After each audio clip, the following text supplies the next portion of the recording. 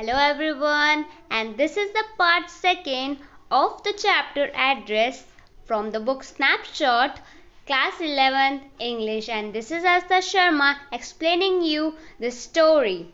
So let's begin the story. In our previous video, we explained or discussed the characters and their description. So let's begin the story. The narrator, जो narrator थी हमारी, वो कहाँ गई? अपने native place पे.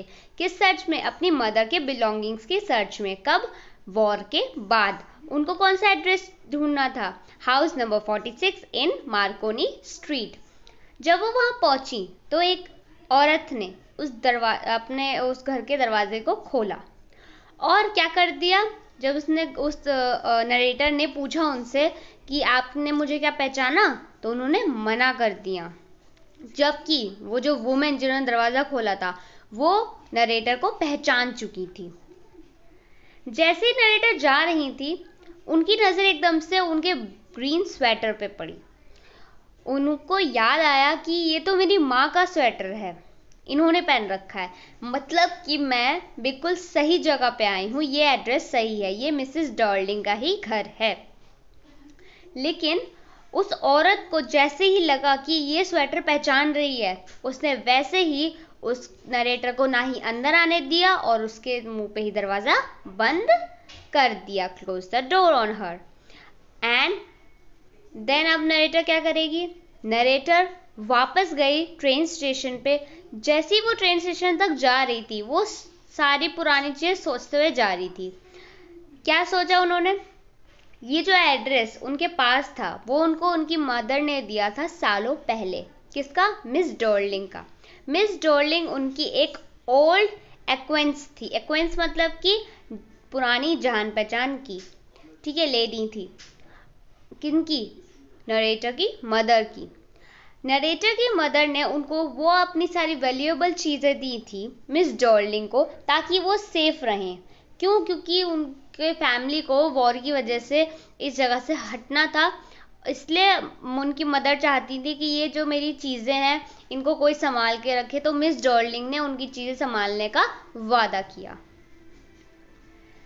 Narrator वापस उनके घर जाती है इसी ही सोच में कि मैं अपने माँ की सभी यादें अपने पास संजो के रखना चाहती हूँ, इसलिए मैं वो सब चीज़ें वापस चाहती हूँ. तो वो वापस दोबारा मिस डॉर्लिंग के घर गई.